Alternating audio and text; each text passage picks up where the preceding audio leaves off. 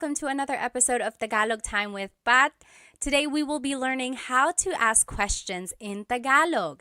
And someone asked me if they could get a copy of these slides, maybe like a PDF form, so that you can print them out and then write on them when you are studying. I have uploaded them onto my Stan store, so you are able to download them if you would like. The link to that is in the description. So let's go ahead and get started. Here is today's agenda. Today we will be learning the different Tagalog question words. Then we will be learning how to use them to make a question formation. We will also be practicing some Tagalog responses and learning some common questions and then doing a lot of practice questions as well. So go ahead and grab a piece of paper and something to write with so that we can get started. So here are some Tagalog question words. There are a lot, and then we're going to be talking about them and then some variations as well. So let's just go through them. They don't have the translation just yet, but as we go through them, the translation will pop up as well. So ano, bakit, saan, kailan, sino, kanino, paano, ilan, alin, and ba. So these are all of the question words that we're going to be talking about today. The very first question word that we're going to learn is ano. So that means what? Ano. If you have ever heard a native Tagalog speaker, they might sometimes say ano as a filler in their conversation. Like if they can't think of the word, they say yung ano, yung ano. So it's like sometimes it can mean or the thing, but technically it means what. So here are the different ways to use ano in a question. So ano, then the word ang, then a noun. So for example, ano ang pangalan mo? What is your name? Ano ang pangalan mo? And I underlined pangalan because that's the noun. Your response could be, ang pangalan ko ay Pat. That literally means my name is Pat. But you might also hear someone say, Pat ang pangalan ko. Pat ang pangalan ko. That also means my name is Pat. Or you might just hear someone say, ako si Pat. Ako si Pat. I am Pat. So all of those are the different ways to respond. I will say the most common response in casual conversation is ako si Pat. So ano ang pangalan mo? Ako si Pat. After that, the most common response would probably be Pat ang pangalan ko. Pat ang pangalan ko. Ang pangalan ko ay Pat is a little bit formal. It's not very natural. It's kind of what you would read, like if something is written out. That is like the grammatically correct way to say, my name is Pat. But those are different ways to respond, and they're all correct. Another example, ano ang trabaho niya? Trabaho means job. So ano ang trabaho niya? What is her job? His or her. Niya is a gender-neutral pronoun. So you have to listen to the context of the conversation to determine who someone is talking about. So ano ang trabaho niya? And the responses could be, ang trabaho niya ay nurse. Ang trabaho niya ay nurse. Or it could be, nurse ang trabaho niya. Nurse ang trabaho niya. Or nurse siya. Nurse siya. I will say nurse siya is a little bit more like grammatically correct because it's like a person. You're not really, I don't know, it just kind of doesn't sound as correct when you say, ang trabaho niya ay nurse. It's almost, I guess it does work. It does work. Don't listen to me. But yeah, so these are the different ways to say this. Again, ang trabaho niya ay nurse is a little bit more on the formal side. Not a lot of people say it like that. It's more common for someone to say, nurse siya. She is a nurse. Which I am. Surprise, surprise, right? A lot of Filipinos are nurses. Here's another example. Ano ang blank sa Tagalog? That means, what is blank in Tagalog? What is blank in Tagalog? This is a good question to know while you are learning Tagalog vocabulary. If you see something and you want to be like, oh, what is this in Tagalog? You can say, ano ang blank sa Tagalog? For example, ano ang dog sa Tagalog? The answer would be, dog sa Tagalog ay aso. Dog sa Tagalog ay aso. Or, aso ang dog sa Tagalog. Aso ang dog sa Tagalog. So these both mean dog in Tagalog is aso. So you might be wondering, why are there so many different ways to respond? And I think it's just, a lot of languages have that. It's like you can move around some of the words, change up the grammar a little bit, and it means the same thing, but there are certain phrases or certain ways that things are more used in common conversation. In this case, I think aso ang dog sa Tagalog, or actually dog sa Tagalog ay aso. I think aso ang dog sa Tagalog is a little bit more casual. Okay. Next, ano ang verb? So this is another way to use ano. So ano ang kinakain mo? Ano ang kinakain mo? That means, what are you eating? Kinakain is the present tense form of to eat. So what are you eating? Ang kinakain ko ay adobo. Ang kinakain ko ay adobo. I'm eating adobo. Or adobo ang kinakain ko. Or kumakain ako ng adobo. So those all mean I am eating adobo. The more commonly used way to say it would be kumakain ako ng adobo. I'm eating adobo. Usually the last example that I give is the one that's more natural, like less formal and used in common conversation. Another example, ano ang sinabi niya? Sinabi means to have said. Like, what did he say? Ano ang sinabi niya? Responses could be, ang sinabi niya ay hindi. He said no. Ang sinabi niya ay hindi. Or, hindi ang sinabi niya. Or, sinabi niya hindi. Those are the different ways to say, he said no. Again, I would hear sinabi niya hindi, or hindi ang sinabi niya. Just a note about sinabi, you might hear someone say, sabi niya hindi. Sabi niya hindi. Technically, the past tense conjugation of sabi is sinabi, but people shortcut it and say sabi niya hindi. So if you hear that, that's what it means. Next, ano ang ginagawa mo? What are you doing? Ano ang ginagawa mo? And some responses, gumagawa ako ng cake. I am making a cake. And I'm going to explain this in a minute. Nanonood ako ng TV. I am watching TV. So why did I respond this way to this question? Gawa means to make or to do. So if someone asked you, ano ang ginagawa mo? They could be asking, what are you doing? And I responded, nanonood ako ng TV. I'm watching TV. Or if someone asks, ano ang ginagawa mo? That could also mean, what are you making? So I responded, gumagawa ako ng cake. I'm making a cake. So that's just the different ways gawa can be used. And then just another little note here, you'll see in the blue, verbs can be in any tense. So when you are using ano with a verb, it could be asking about what someone did in the past, what someone is doing currently, or what someone will be doing tomorrow or in the future. So verbs can be in any tense. And if you need a review of the different ways to conjugate verbs in Tagalog, go ahead and watch my previous videos.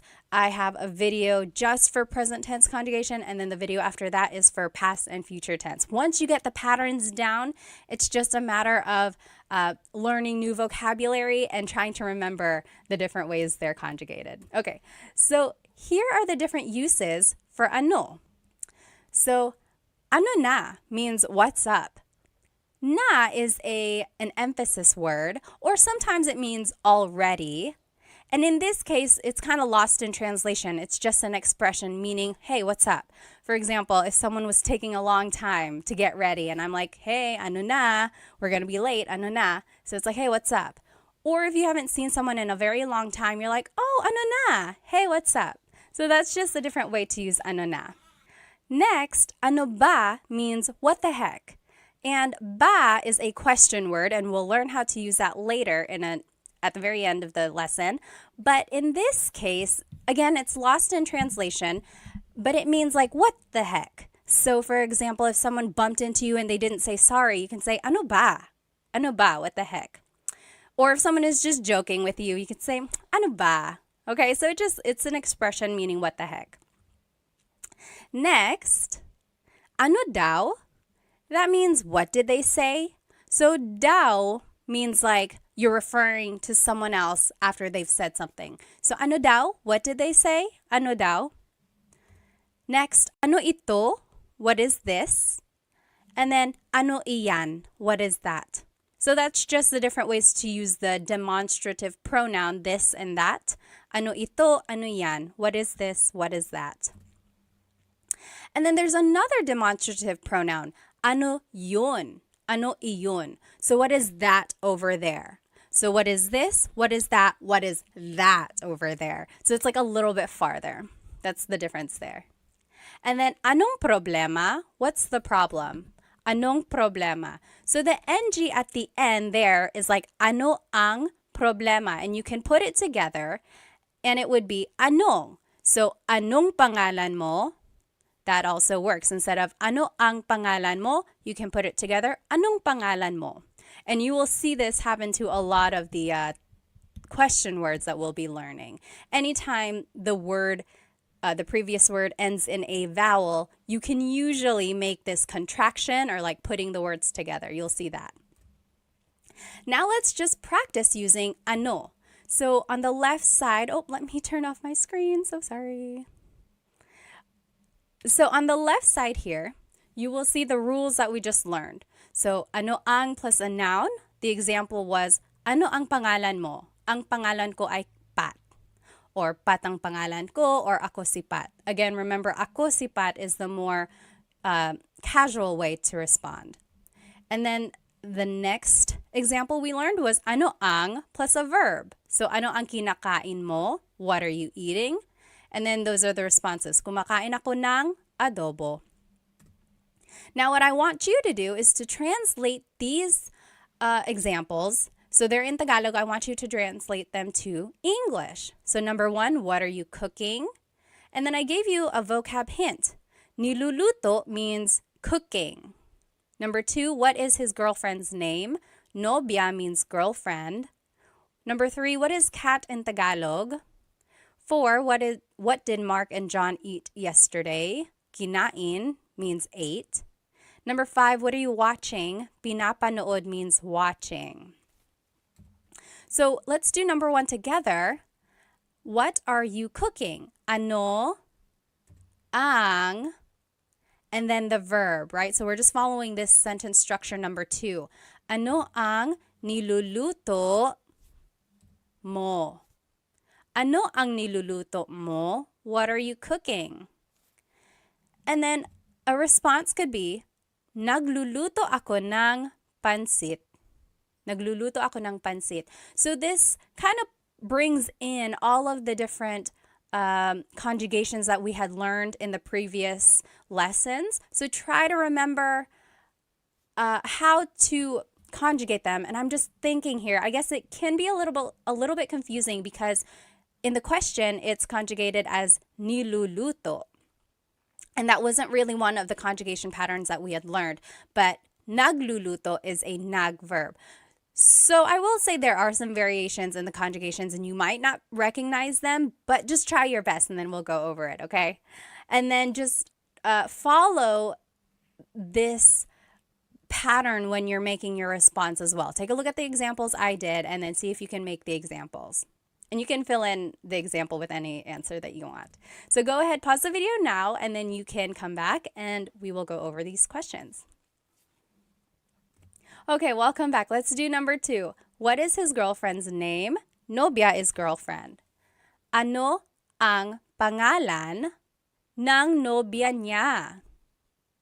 So we learned ano ang pangalan mo. Now if you want to talk about someone else, you would have to add ng nobya niya. Nang means of. So nobya is girlfriend, niya is his. So what is the name of his girlfriend? You see how everything just kind of fits together, but it might not be in the order that we're used to in English. So just take note of this. It would be, ano ang pangalan ng nobya niya? That's how you would say that. Response, Sara ang pangalan niya. Sara ang pangalan niya, or siya si Sara. Siya si Sara. Something like that, okay? Number 3, what is cat in Tagalog? Ano ang pusa? Oh gosh, I just told you. Ano ang cat sa Tagalog? Pusa ang cat sa Tagalog. Pusa ang cat sa Tagalog. Next, what did Mark and John eat yesterday? Ano ang kinain nila Mark at John kahapon? Ano ang kinain nila Mark at John kahapon? I want to show you this word nila. This is like a sentence marker that is used to indicate people. So it's like their ownership. When it's multiple people, Mark and John, it's nila. When it's just one person, it's ni. So for example, if it was just Mark, ano ang kinain ni Mark kahapon? Ano ang kinain ni Mark kahapon? It's just one person. But when it's multiple people, you have to use nila. Ano ang kinain nila Mark at John kahapon? Response, kumain sila ng lechon kahapon. Kumain sila ng lechon kahapon. So, sila is the pronoun here. And that's a subject pronoun. So, kumain sila ng lechon kahapon. Using subject pronouns can be tricky, and I don't expect you to know these pronouns or these conjugations right off the bat, but hopefully you can recognize them, and then from these examples, use them this way in the future, okay? So don't get too worried if you're not getting the questions right. Just use this as a way to learn them, okay? Number 5, what are you watching? Ano ang pinapanood mo? Ano ang pinapanood mo? The response, pinapanood ko yung bagong pelikula. I'm watching a new movie. Pinapanood ko yung bagong pelikula. Or pinapanood ko yung TV, something like that. You might also hear someone say, nanonood ako ng TV. So we learned in the previous lessons, nanonood or manood means to watch. But this one is pinapanood, and it's focusing more on the object. So the movie or the show, pinapanood. Okay. Next question word is bakit. Why? Bakit. And here is one way to use it. Bakit plus an adjective plus the word ang and then a noun. So for example, bakit madumi ang kotse? Bakit madumi ang kotse? Why is the car dirty? And then the response, madumi ang kotse kasi maputik sa labas. Madumi ang kotse kasi maputik sa labas. So the car is dirty because it's muddy outside. Maputik means muddy, labas means outside. Okay, and then another example is, bakit mainit ang cellphone ko? Why is my cell phone hot? Bakit, mainit is an adjective meaning hot, ang cellphone ko. And then a response, mainit ang cellphone ko dahil masyado kong ginagamit. My cell phone is hot because I'm using it too much. So hopefully you can see here the pattern that we are following. Bakit goes first, and then it's the adjective, and then it's the word ang, and then it's the noun. Or you could also do bakit plus a pronoun and then a verb. So bakit ka umiiyak? Why are you crying? Bakit ka umiiyak? Some responses, umiiyak ako kasi nawawala yung aso ko. I'm crying because my dog is lost. Umiiyak ako kasi nawawala yung aso ko. Nawawala means lost or missing. Another example, bakit mo ginawa iyon? Why did you do that? Bakit mo ginawa iyon? Ginawa ko yun dahil mahal kita. I did that because I love you. Ginawa ko yun dahil mahal kita. You might hear me saying yun, as if there's no I, and that's commonly how it's pronounced. You might hear people say, ginawa ko iyon dahil mahal kita, but usually the letter I sound is dropped. And then another way to use bakit plus a verb. Bakit umiiyak si Michelle? So bakit plus a verb, bakit umiiyak si Michelle? Why is Michelle crying? Umiiyak si Michelle kasi nakakalungkot yung palabas. Michelle is crying because the show is sad. Nakakalungkot means it's like feeling sad, makes someone feel sad. Yung palabas, the show. So those are the different ways bakit can be used. And again, verbs can be in any tense, like we saw in ano. I want to point out the different responses that you can say when you're using bakit questions. So because can be kasi, or dahil, or sapagkat. Sapagkat. Okay, so kasi is informal. It is most commonly used. You'll hear it a lot in common conversation. Kasi. Dahil is also used a lot. We saw it in the examples, but it's a little bit more formal, but it can also be used casually. And then sapagkat is very formal. It's rarely used. It's almost like Shakespearean. You'll see it in like writing, or someone might use it maybe to prove a point or something, but it's not used a lot. It's almost like a deep Tagalog, really. So here are those examples again, and you'll see the kasi and dahil. So umiiyak ako kasi nawawala yung aso ko. I am crying because my dog is lost. So there's kasi. And then ginawa ko yun dahil mahal kita. I did that because I love you. So there's the kasi and there's the dahil. And they are used interchangeably, but kasi is more casual. Dahil is a little bit more formal, but can also be used casually. Okay? Now, here are the different ways bakit can be used, and it doesn't really have a direct translation. So you might hear, bakit ganito? Bakit ganito? Ganito means like this. So why like this? Or why is this happening? So for example, it's like, oh no, I got a flat tire. I ran out of gas and I'm late for work. Oh, bakit ganito? Why is it happening? Why is it like this? And then bakit ba? Again, there's that ba question word. When it's added to bakit, it's why with emphasis. So maybe someone is annoying you. They're like, hey, Pat, hey, Pat. And you're like, oh, bakit ba? Why? What do you need? Bakit ba? And then, bakit na naman? Na naman means like, it's a sign of emphasis, or it means like again. Again. So, why again? So, again, maybe someone is pestering you. They're like, hey, Pat. You're like, oh, bakit na naman? What now? And then, bakit daw? So, daw again is like, what did they say? So, it's like, why did they say? So, it's like, oh, we can't go in yet. And you're like, oh, bakit daw? Why? Why not? What did they say? So, those are the different ways bakit can be used.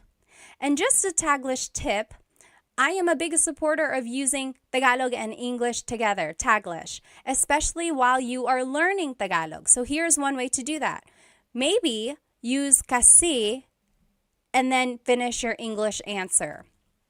For example, why are you sad?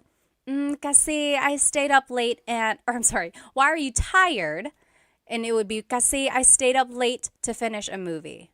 So instead of saying because, say kasi. And then the more vocabulary you learn, you'll eventually be able to say the whole phrase in Tagalog. Why are you tired? Kasi natulog ako ng late dahil nanonood ako ng movie. Okay, so just insert Tagalog words here and there And then before you know it, you'll be able to say longer phrases in Tagalog. Now I want us to practice bakit. Here on the left side, again, are the different ways to use bakit. So bakit plus an adjective, then ang, then a noun. Bakit madumi ang kotse? Why is the car dirty? Or bakit plus the pronoun plus a verb. Bakit ka umiiyak? Or bakit plus a verb. Bakit umiiyak si Michelle? Why is Michelle crying? Okay, so those are the different sentence structures when using bakit. And just a tip, when you're making a response, you can use kasi or dahil. Remember, that means because. Here are the questions that I want us to translate. So why are you sad? Malungkot, to be sad. Let's do this one together. Why are you sad? It would be bakit. Then it's the pronoun ka. And then it's the adjective malungkot. Bakit ka malungkot? So that kind of falls under the rule number 2. Bakit plus a pronoun. Instead of a verb, it can be an adjective. Okay, so bakit ka malungkot? Your response, malungkot ako kasi ... I am sad because, malungkot ako kasi namimiss ko ang tatay ko. I'm sad because I miss my dad. Okay, so you can fill in the rest of your response with whatever you want, but hopefully it starts with this same format. So, malungkot ako kasi ... So take a minute, pause the video now, and then we will go back and answer these questions together. Okay, welcome back. Let's start with number 2. Why is Bea laughing? Tumatawa is laughing. So, bakit tumatawa si Bea? Bakit tumatawa? So, there's the bakit, there's the verb. Si Bea. So, it's referring to Bea. Bakit tumatawa si Bea? Tumatawa si Bea dahil Bea is laughing because nanonood siya ng comedy, because she's watching a comedy. Next, why is Sam's car broken? Kotse is car, sira is broken. Bakit sira ang kotse ni Sam? So this one kind of falls under the rule number 1, bakit, and then adjective, and then ang, and then the noun kotse. And then ni Sam just indicates the ownership of Sam. So, bakit sira ang kotse ni Sam? Response could be, sira ang kotse ni Sam kasi luma na siya, because it's old. Sira ang kotse ni Sam kasi luma na siya. Next, why are the kids fighting? Mga bata is kids, nag-aaway is fighting. Bakit nag-aaway ang mga bata? So there's bakit and then there's a verb. So there's rule number 3. Bakit plus a verb. Bakit nag-aaway ang mga bata? Why are the kids fighting? The response, nag-aaway sila dahil magkaiba ang gusto nilang laruin. They want to play with different things. So a couple things I want to point out. Nag-aaway sila. So instead of repeating mga bata, I just said sila, they. And you can do that. Or you could have said, nag-aaway ang mga bata dahil, like you can repeat it again.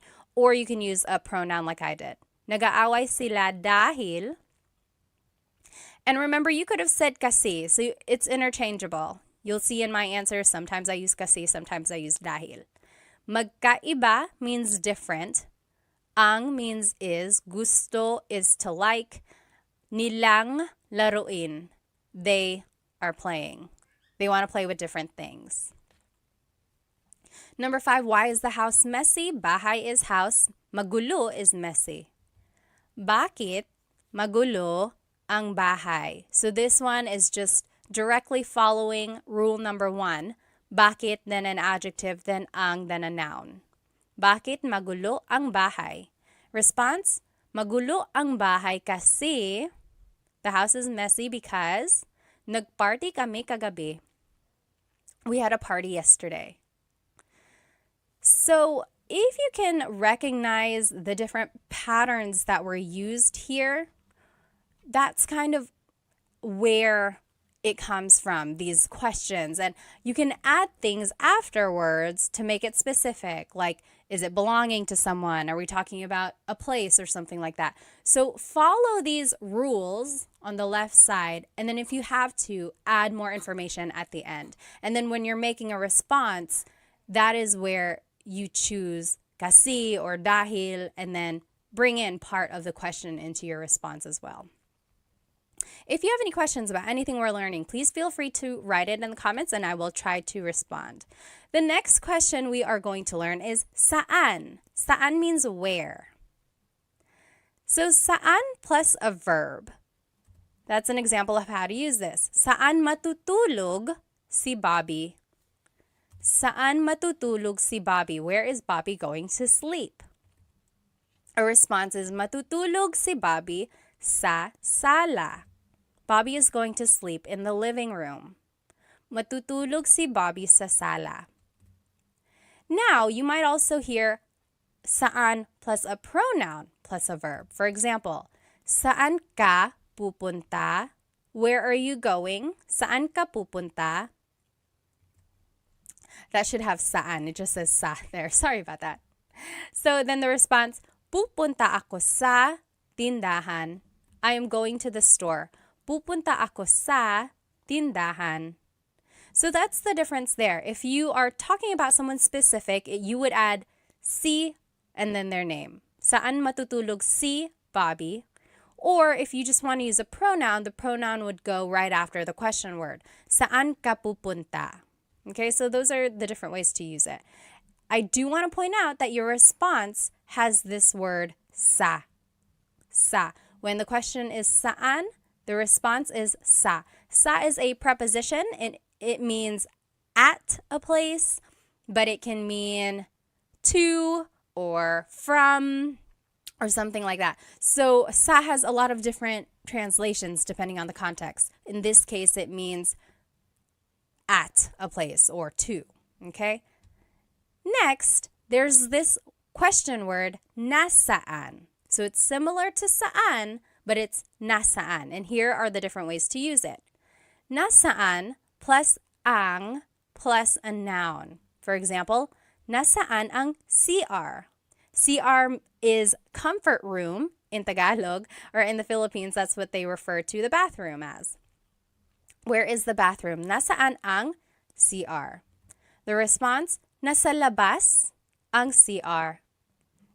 The bathroom is outside. Nasa labas ang CR.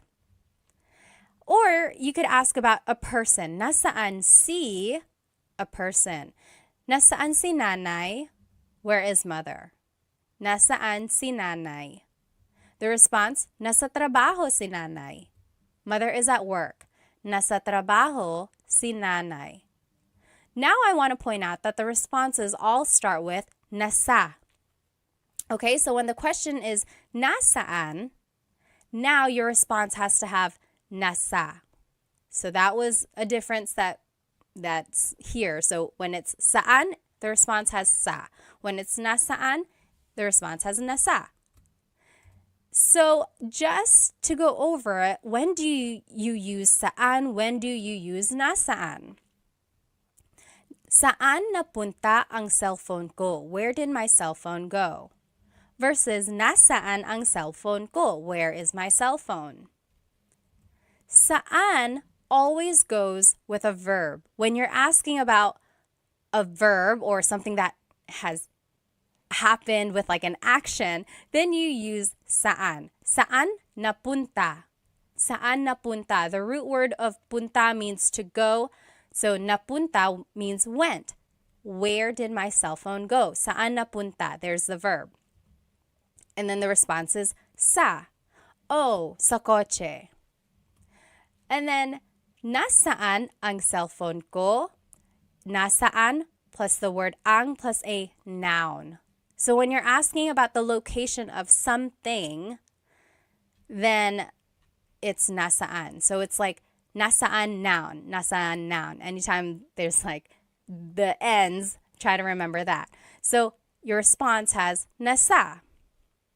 Nasaan ang cellphone ko? Nasa bag ko. It's in my bag. Okay? So this is just to look at it again. These are the examples we just saw. You might hear someone say asan or saan when they're referring to nasaan. So that's just like a short way to say it. So instead of saying nasaan ang CR, someone might ask asan ang CR? Where is the bathroom? Or they might even just say saan ang CR, even though technically it should be nasaan. So people shorten it, but technically, just so you know, it should be nasaan. Okay? Now let's take a look at this response. Nasa labas. Nasa labas ang CR. The bathroom is outside. These are the location vocabulary. So let's take the question, nasaan ang susi? Where is the key? Susi is key. Nasa labas, it's outside of the car. Nasa labas. Or nasa loob, it's inside the car. Nasa loob ng kotse. Nasa ibabaw, it's on top. Nasa ilalim, it's under. Nasa tabi, it's beside. So if you wanted to be specific, you would add the object afterwards. Nasa tabi ng kotse, it's beside of the car. Ng kotse. Nasa tabi ng kotse. So those are just the different location vocabulary words that you might hear. And just the sentence structure for the response, it would be nasa plus the location word that we just learned. Then it's nang, then it's a place, then it's ang, then the thing. So let's take a look at it. Nasa loob ng kotse ang susi. The key is inside the car. Nasa, loob is the location. There's nang. Kotse is a place or thing. Ang, and then susi is the thing. Okay? Nasa loob ng kotse ang susi. Or nasa ilalim ng kama ang susi. The key is under the bed. Nasa ilalim ng kama ang susi. So people ask me all the time, when do I use nang? When do I use ang? So these words, sometimes they are prepositions, sometimes they are articles that go before a noun. Just try to think about it as the translation. So the key is under the bed. So under of the bed, the key. That's how this is like literally translated.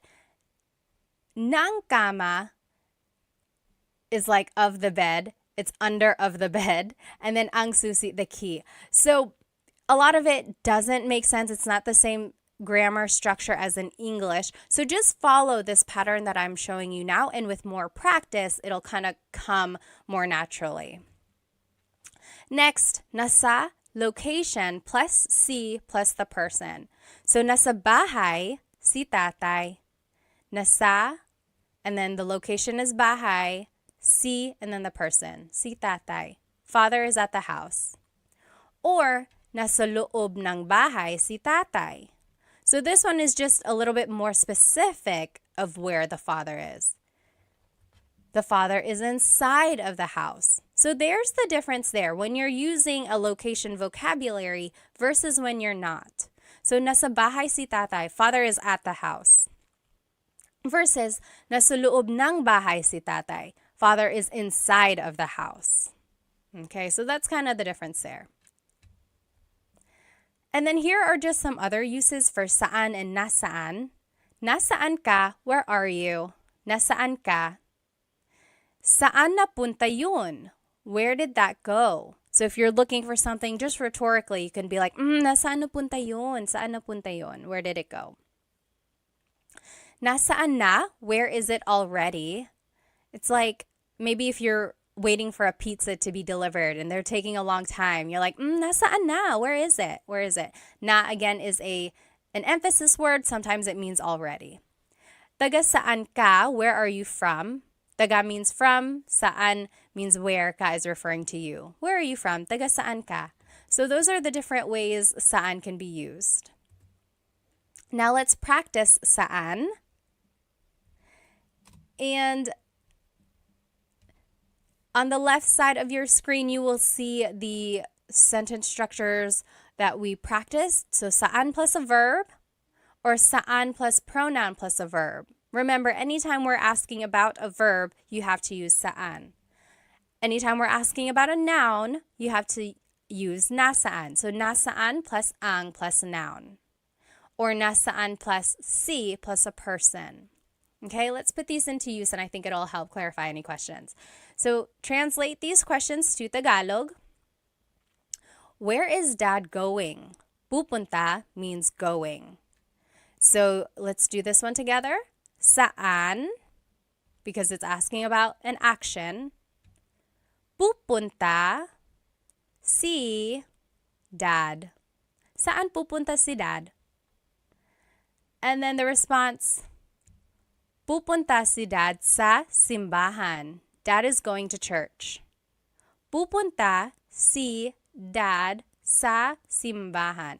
So you're kind of taking the second part of this question and using it in your response. Okay, so try practicing that. And there's that preposition sa again, to the church. Okay, pause the video now. You try the next 4 examples and we'll go over it together. Okay, so now let's do number 2. Where is the store? Tindahan is store. It would be nasaan ang tindahan. So we're asking about a noun, the store. So we have to use nasaan. Nasaan ang tindahan?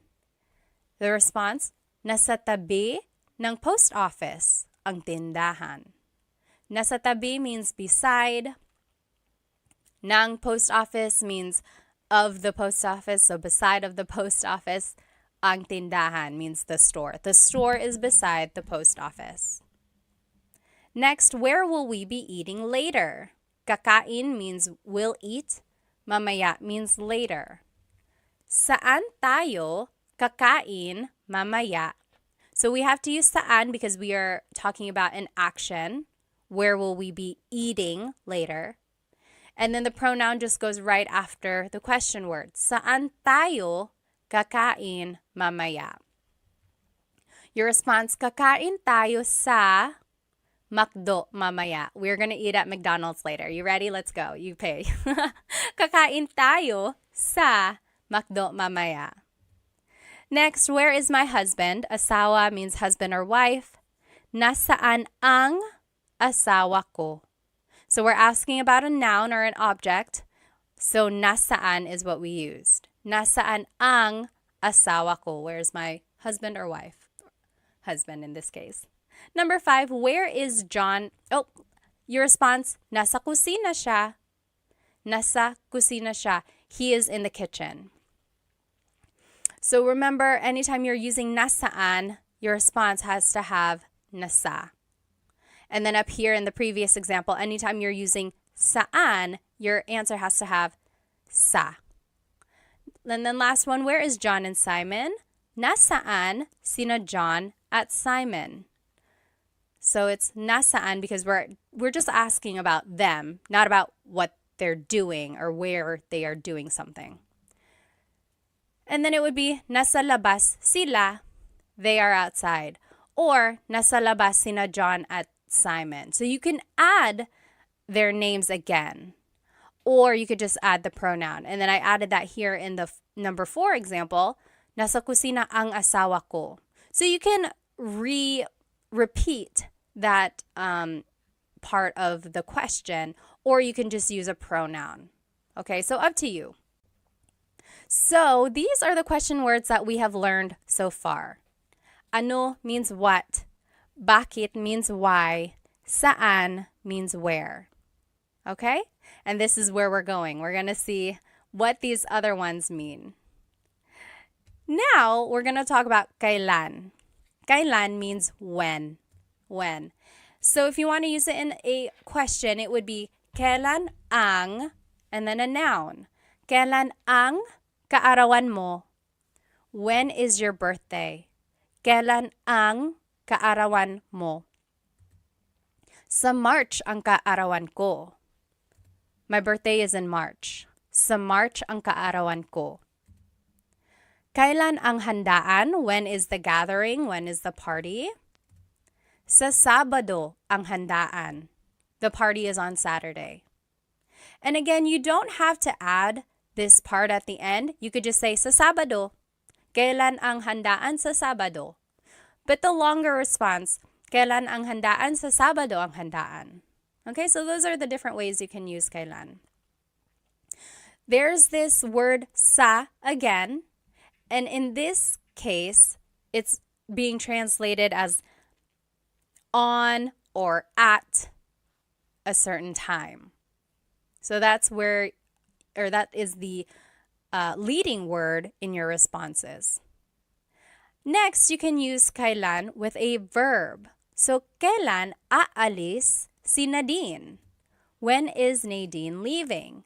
Kailan aalis si Nadine?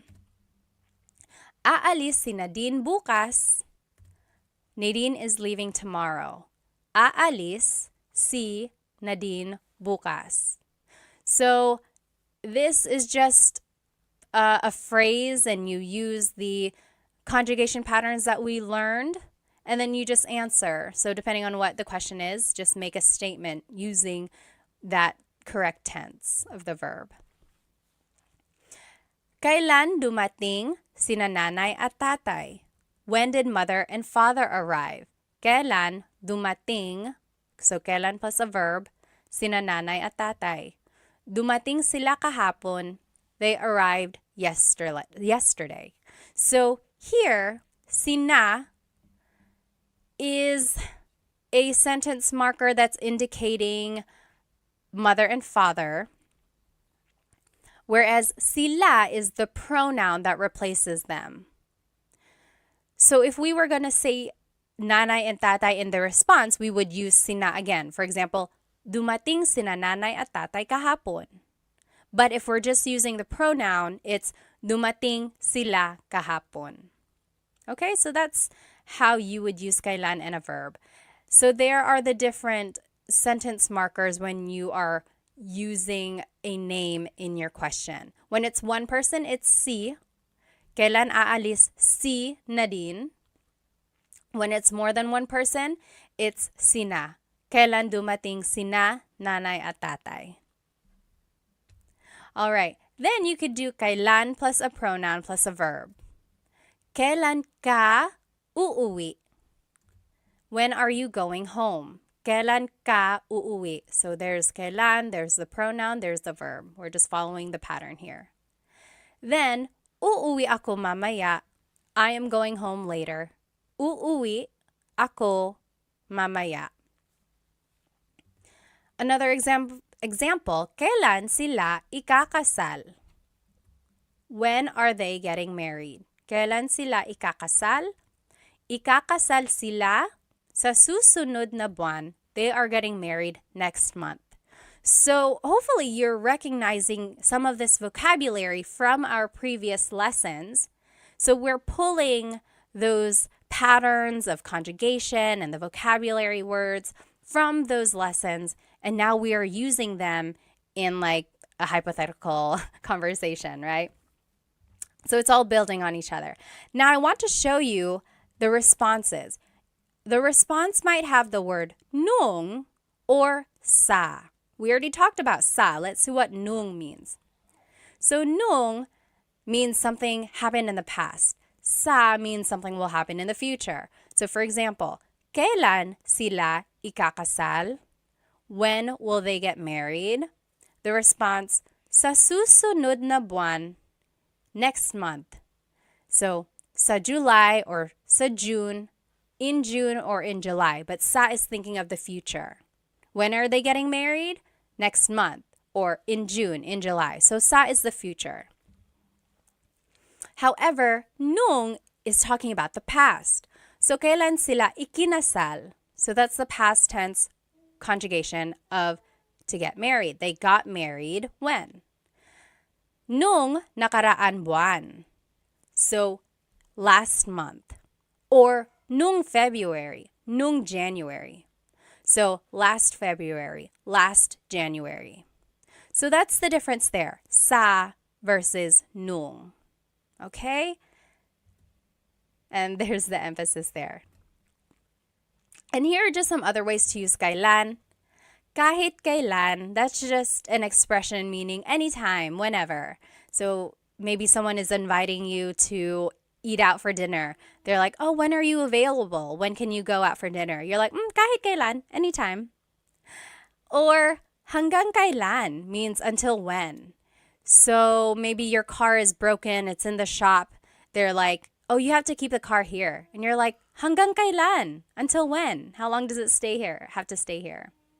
And then next, kailan nangyari yun? When did that happen? Kailan nangyari yun? Nangyari means happened, and then yun means that.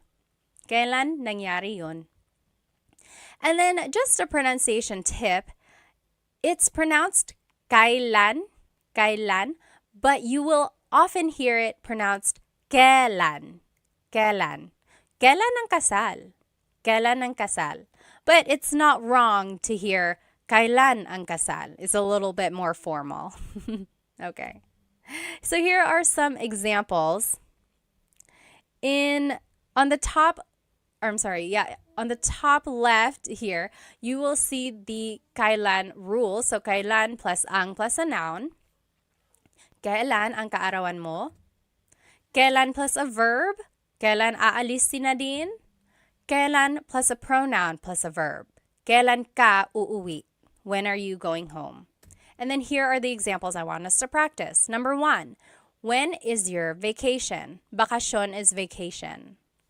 So let's just follow, I think it would be rule number 1. Kailan ang bakasyon mo?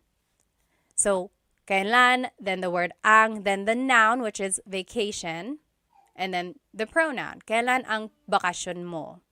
The response, sa susunod na linggo ang bakasyon ko.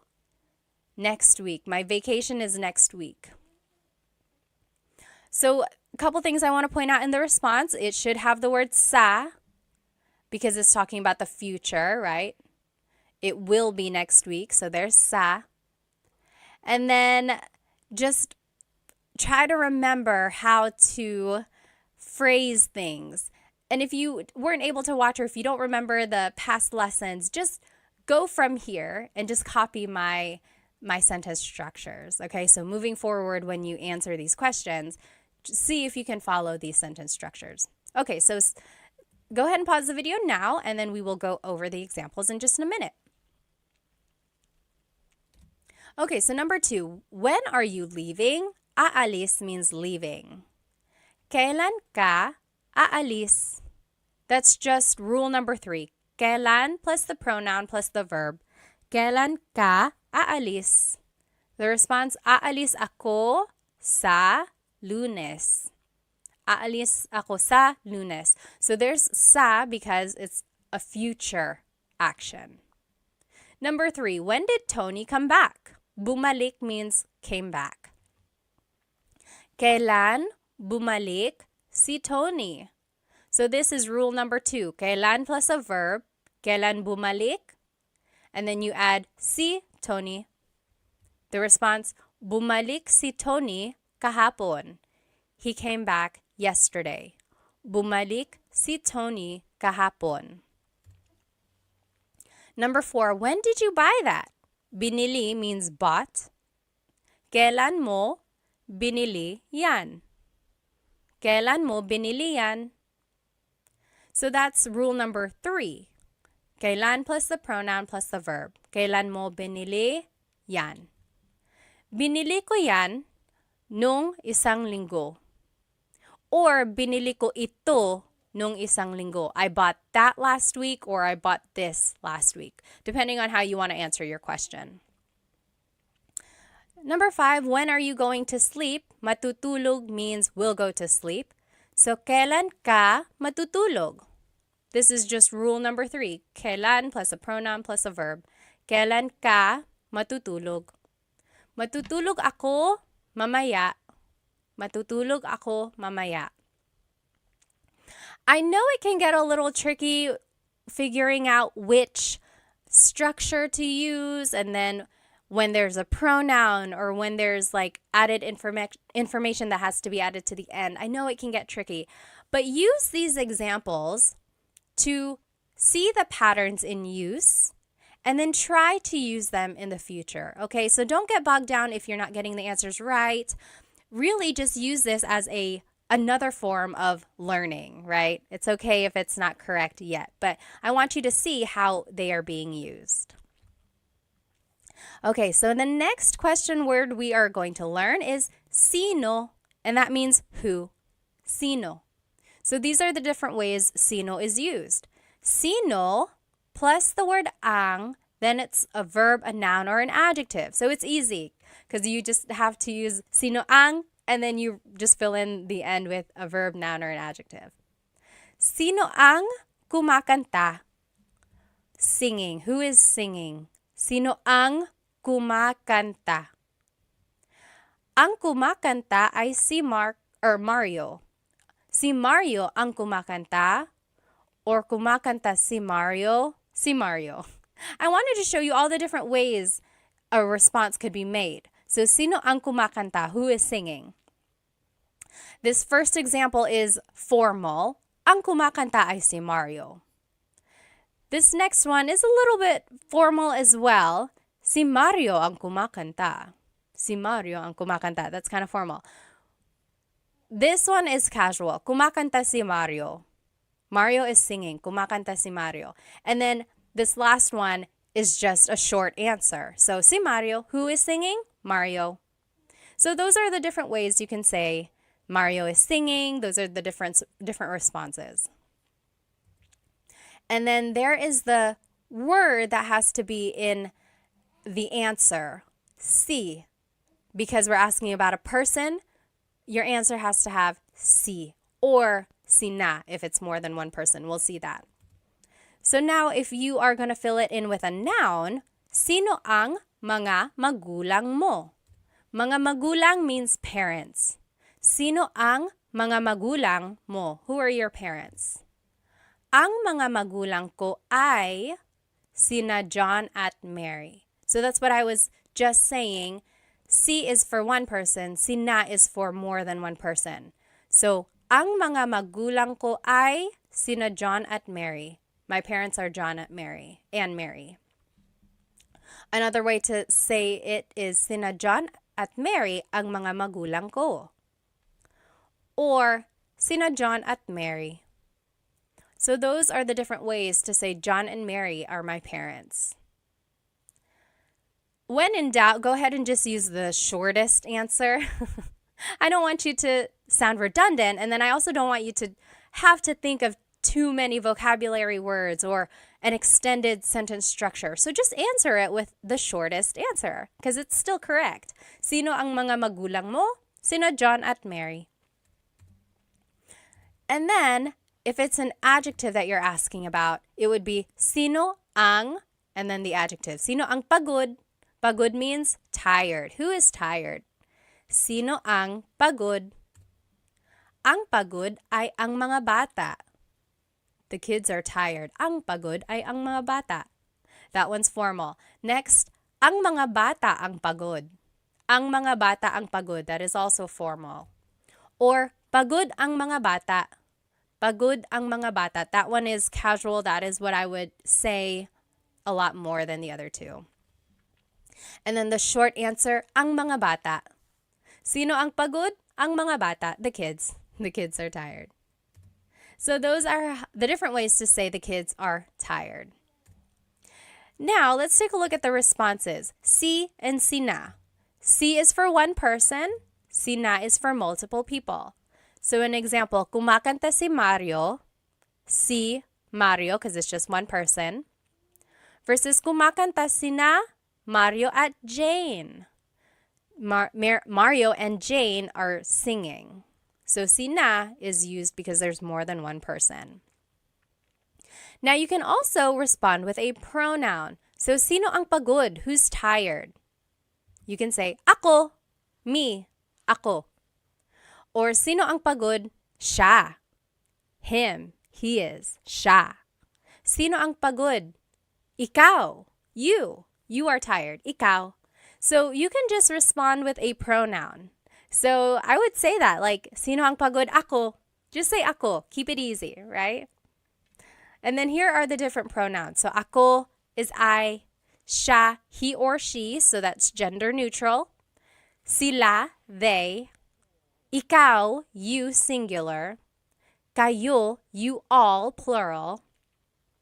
Tayo is we inclusive. That's you and me, all of us. We are all tired. Maybe we all ran a race together. We are all tired. Pagod tayo. And then pagod kami, me and my husband Chris, we ran. Only us, we did. So pagod kami, we are tired. Not you. I'm just telling you about it. Okay?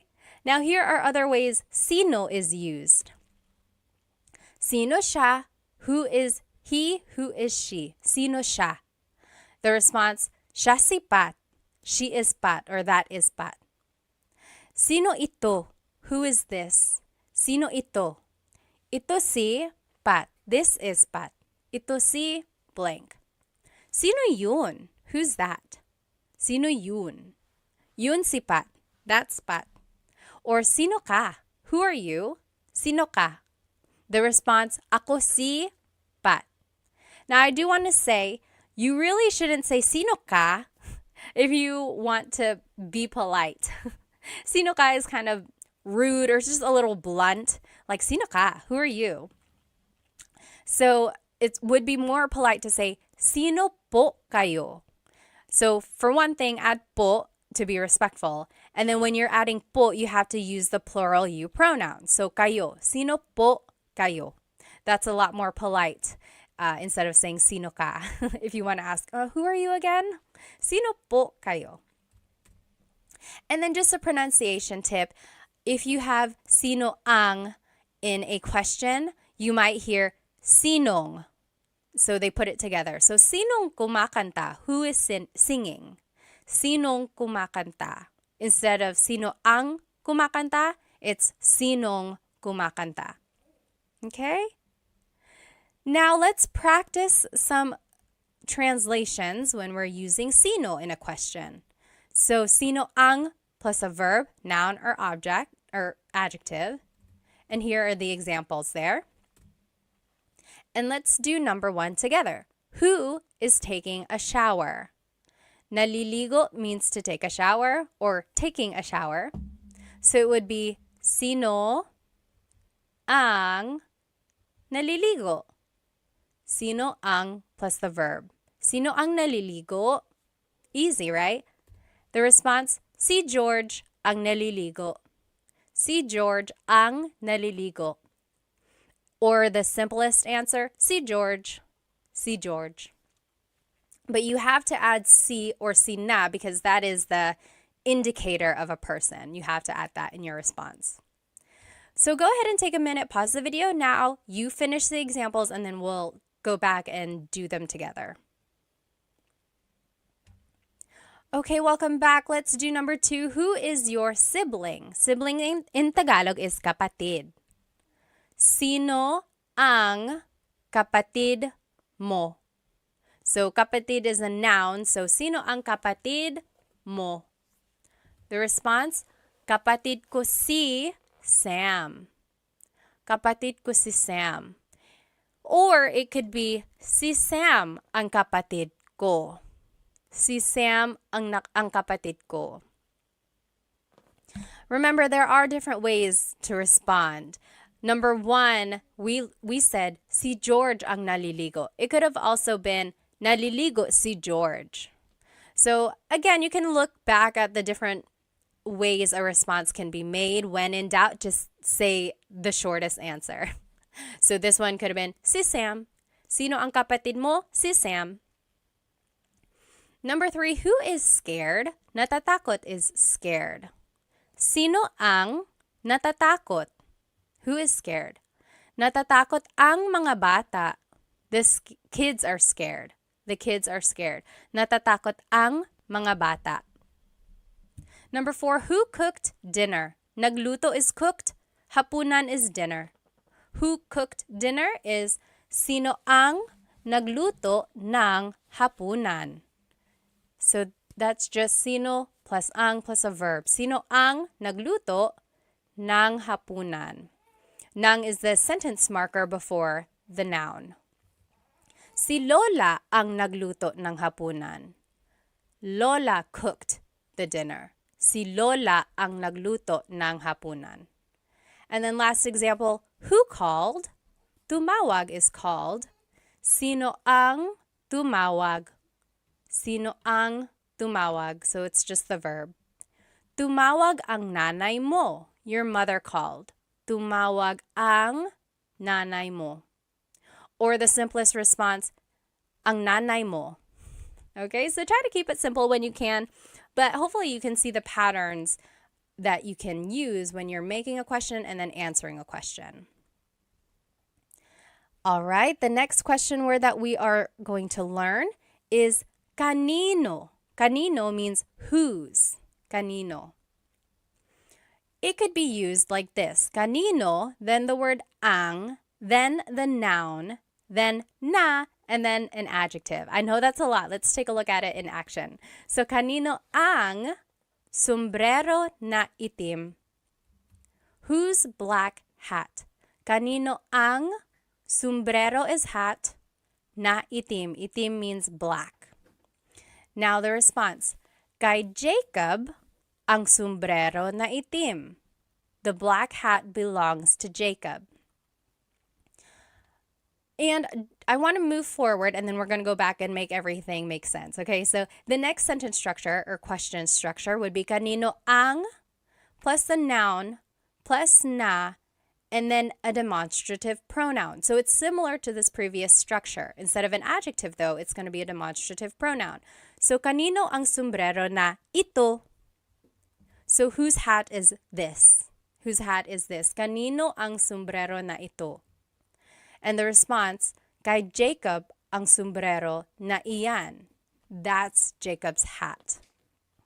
Okay, so hopefully you can see here, there's just this pattern of kanino, then the noun, ang plus a noun, na, it's like a sentence marker. Again, sometimes it doesn't have a direct translation, but it's like the linking word for the adjective or for the pronoun. And then just a pronunciation tip, kanino ang can be put together in a contraction. It would be kaninong. Kaninong sombrero na itim. Or kaninong sombrero ito. All right, when using the contraction though, you drop the na if there's a demonstrative pronoun. So kaninong sombrero ito, you wouldn't say kaninong sombrero na ito. So that's just one thing. It's kind of redundant when you add the na again. So just to respond, you would use an ownership marker, then the person, then the word ang, then the noun, then na iyan. So let's see what that would look like. Kanino ang bahay na iyan? Whose house is that? Kanino ang bahay na iyan? Here are the different ownership markers. So one of these has to be in your response. If there's only one owner, it's kay, kay. If there's multiple owners, it's kina, kina. More than one person, it's kina. If there's not a person, if there's no one's name, then you would have to use sa, sa. So it's an improper noun or an unnamed person. So we'll see what that would look like. So an example here, kanino ang bahay na iyan? Whose house is that? Or kaninong bahay yan? If it's just one person, it would be kay Rose ang bahay na iyan. Kay Rose yan. So we are using kay because it's just Rose. It's just one person, Rose. Versus if there's multiple owners, so kaninong bahay yan? Whose house is that? Kina Mike at Ana ang bahay na iyan. Or kina Mike at Ana yan. That is Mike and Anna's house. So I want to point out there's kina. that is when you would use kina when there's more than one person owning that thing. Now, kanino ang bahay na iyan? Whose house is that? Sa kapatid ko ang bahay na iyan. That is my sister's house. That is my sibling's house. Sa kapatid ko ang bahay na iyan. Or sa kapatid ko yan. That is my sister's. That is my siblings. So you see how the person is unnamed? It's just kind of an improper noun. It's like a general answer. So that is when you would use sa, when the person is unnamed. It's just like a person in general speaking. Okay, so here are some more ownership pronouns that you could use when answering a kanino question. So, akin means mine. Iyo means yours singular. Kanya means his or hers. Inyo means your plural. Maybe it's your house, bahay ninyo, or inyo. And then atin is our inclusive. Amin is ours, me and my husband, Chris. And then kanila is theirs. So here's an example of how to use that. Kanino ang bahay na iyan? Whose house is that? Akin yan. That's mine. Akin yan. Or inyo yan. That's yours. You all live in one house. Inyo yan. That's your house. Or kanila yan. That's their house. Kanila yan. Okay, so that's how to use these ownership pronouns. I want to show you, let's go back to the first example we learned. I know it's a lot of words in this one. So, kanino ang sombrero na itim? Whose black hat is this? So, sombrero is hat, itim means black. But they are interchangeable. Like you can switch them around and it would still mean the same thing. For example, kanino ang itim na sombrero? So instead of saying, kanino ang sombrero na itim, you might hear, kanino ang itim na sombrero? So in Tagalog, you can switch the adjective and the noun around and it will still make sense.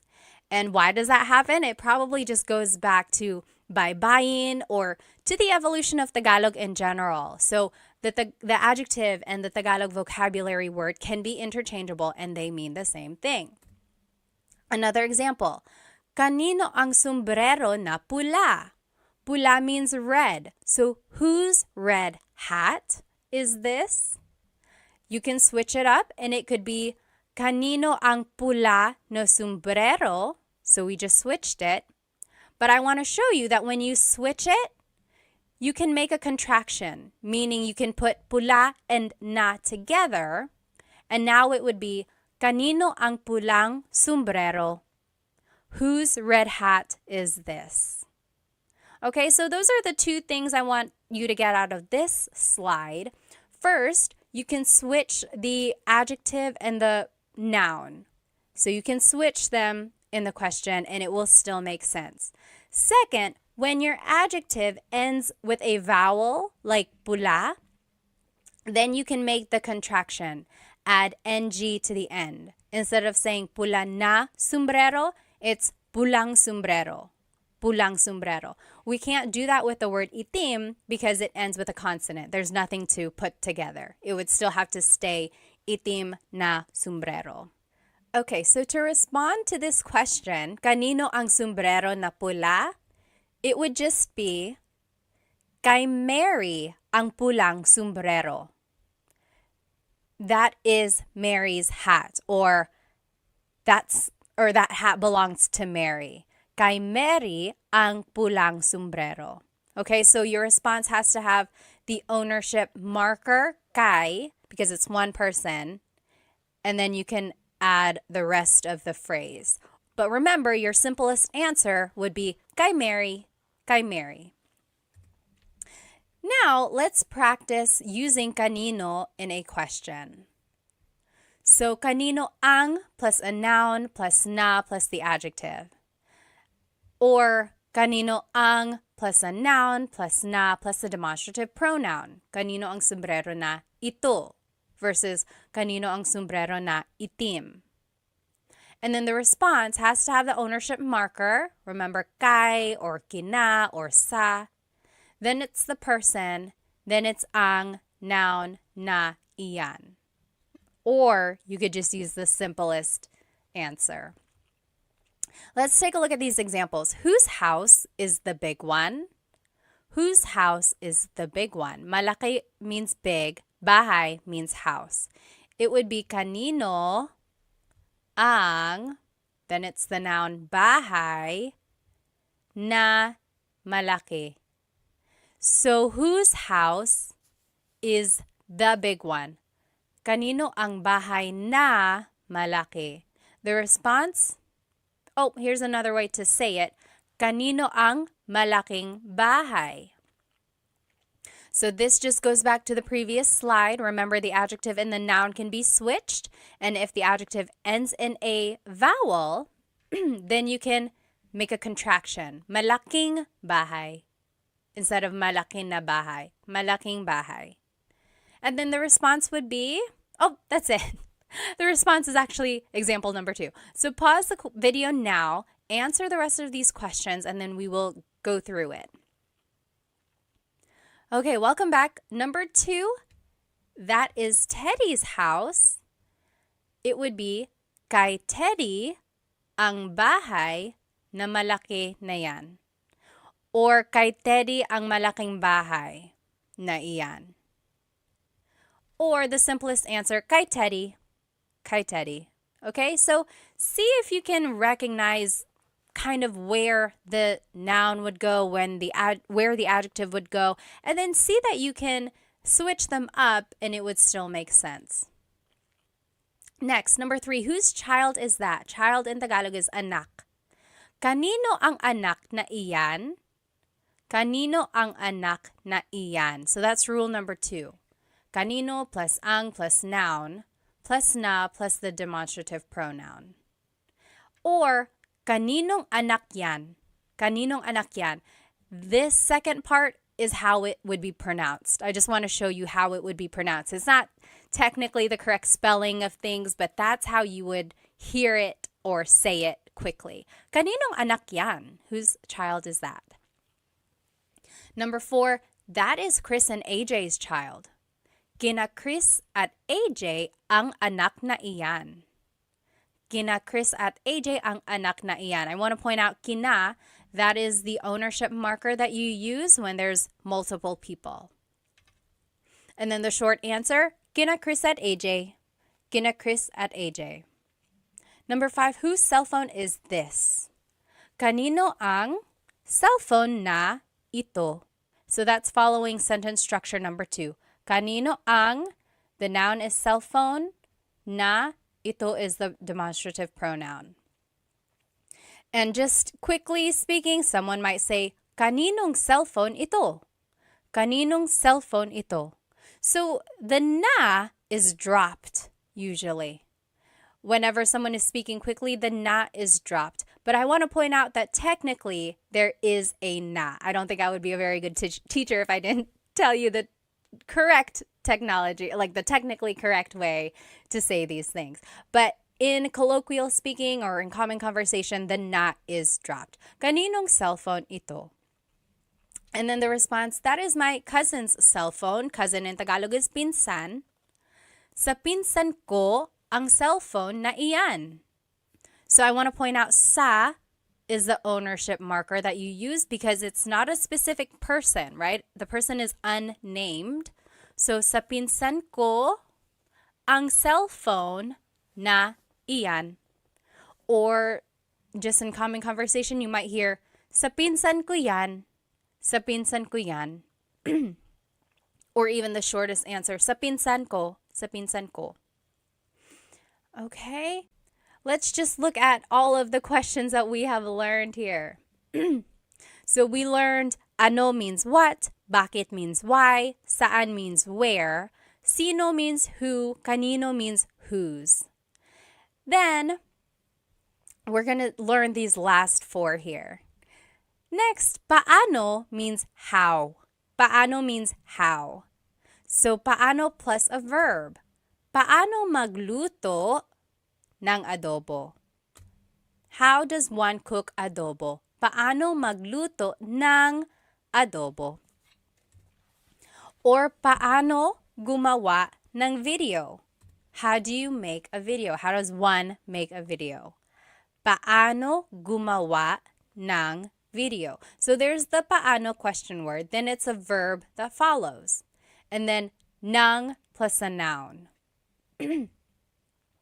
Another way to use paano is paano plus a pronoun plus a verb. So paano ka uuwi? Paano ka uuwi? Paano ka umuwi? How did you get home? Paano ka umuwi? Or, paano mo nalaman yung balita? How did you discover the news? Paano mo, there's the pronoun. Nalaman, there's the verb. Yung balita. And just to note, there's no particular response formation for these paano question words. There's no pattern or anything like that because your answers will just be a statement using the appropriate tense of the verb.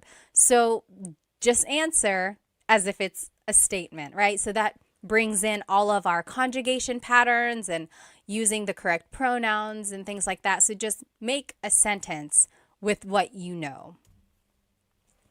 Now I want to show you this other question word. We learned paano, but there's also gaano. This also means how, but in a different sense. For example, gaano plus an adjective plus ang plus a noun. For example, gaano katangkad ang anak mo? Even if you've never heard the word katangkad, but you know the word matangkad. Matangkad means tall. Hopefully you can kind of maybe guess that this is asking about the height of someone's child, right? So, gaano katangkad ang anak mo? How tall is your child? Let's see another example. Oh, the answer would be 5'10" siya. He is 5'10". 5'10" siya. Here's another example. Gaano kadalas ka namimili? Kadalas means often. Madalas means often. Namimili means to go shopping. So how often do you go shopping? Gaano kadalas ka namimili? Namimili ako linggo-linggo. I go shopping every week. Namimili ako linggo-linggo. So I want to point out that when it says to use an adjective, we're actually using the adjective with a ka prefix. So technically the adjective is matangkad, tall, matangkad. But when we're using it in a gaano question, we have to use the ka prefix, katangkad. Gaano katangkad ang anak mo? And the ka prefix is a way to show the quality of something. It's asking about the characteristic of that adjective. It's a little interesting. So when we're asking gaano katangkad, it's like asking about that person's adjective or that height. So yes, again, the prefix ka is used when measuring the extent of that adjective.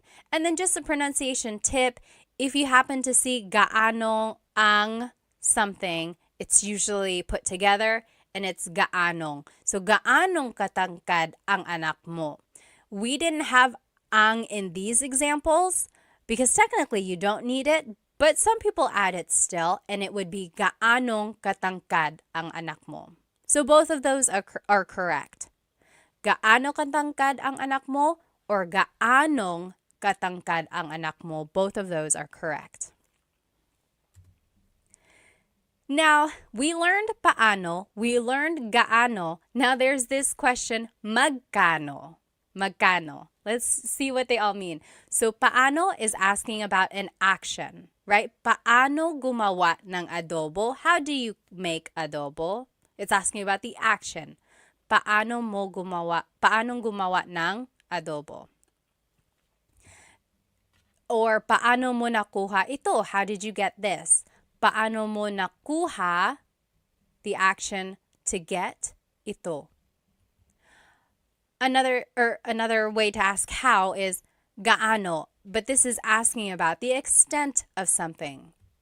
Gaano kabilis ang kotse mo? How fast is your car? Gaano kabilis ang kotse mo? So it's asking about the speed of your car. And then magkano is asking about the cost of something. Magkano ang t-shirt? How much is the t-shirt? Or magkano po? How much is this po? Po is just a sign of respect. So how much is this? Okay, so very interesting. These words sound alike, but they are used for different situations. Now, here are just some other paano uses. So, paano nangyari yun? How did that happen? Paano nangyari yun? Yari means happen.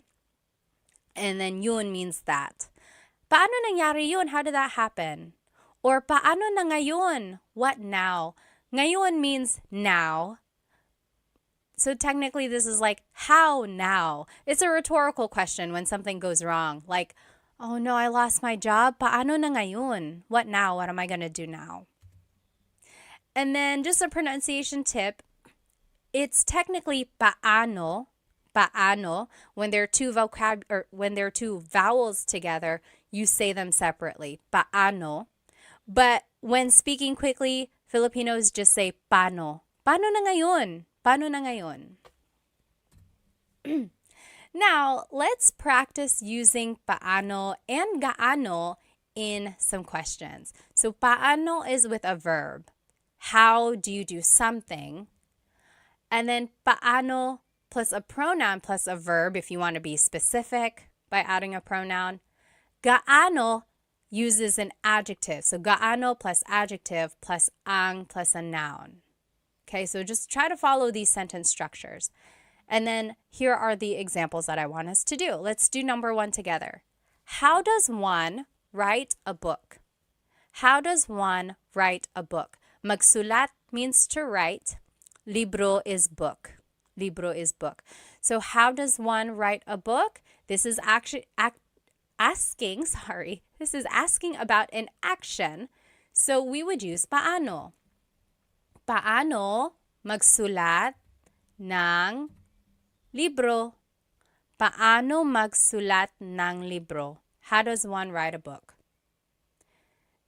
Go ahead and pause the video now and we will do the rest together. Okay, welcome back. Let's do number 2. How did you make this? Ginawa means made. Paano mo ginawa ito? So that's following rule number 2. Paano, then the pronoun, then the verb. Paano mo ginawa ito? Number 3, how far is your house? Malayo means far, bahay is house. So, gaano kalayo ang bahay mo? Do you see that it's asking about the distance of your house? So it's like an extent of that adjective. So, gaano kalayo ang bahay mo? That's why we're using gaano instead of paano, because we're asking about like an adjective related to your house. How did you get that? Nakuha means got. Paano mo nakuha yan? There's no adjective in this question, so we would just still use paano. And that follows rule number 2. Paano mo nakuha is the verb yan. Number 5, how big is their dog? Malaki is big, aso is dog. How big is their dog? So it's asking about an adjective, so we would have to use gaano. Gaano kalaki ang aso nila, their dog nila. And then number 6, how spicy is the food? Maanghang is spicy, pagkain is food. So it's asking about an adjective, the spiciness of it. So it would be gaano kaanghang ang pagkain. Gaano kaanghang ang pagkain? So in all of these examples, I gave you the adjective in the ma form, right? Malayo, malaki, maanghang. So it's the ma form of the adjective. But remember, when you are using gaano as a question, you have to change the adjective into the ka form. So it has to have the ka prefix because it's asking about the extent of that adjective. Okay, if you have any questions, again, please feel free to write them in the comments. I will try to answer. Okay, next question word we're going to learn is ilan. How many? Ilan. So it would be ilan, then ang, then a noun. For example, ilan ang anak mo? How many kids do you have? Ilan ang anak mo? Ang anak ko ay 3. Ang anak ko ay 3. I have 3 kids. Or 3 ang anak ko.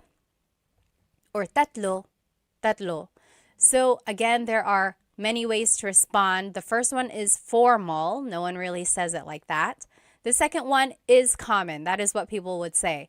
And then the last one is the short answer, which is also acceptable. I have 3 kids. That is what that means. Now, you might hear someone say, ilan na ang anak mo? Ilan na ang anak mo? Na means already. It's kind of like an emphasis. Maybe you haven't seen someone in a very long time and you're just catching up. They're like, ilan na ang anak mo? How many kids do you have now? Or how many kids do you have already? So it's just like an emphasis. And then technically, when you want to make something plural, you have to add the word mga.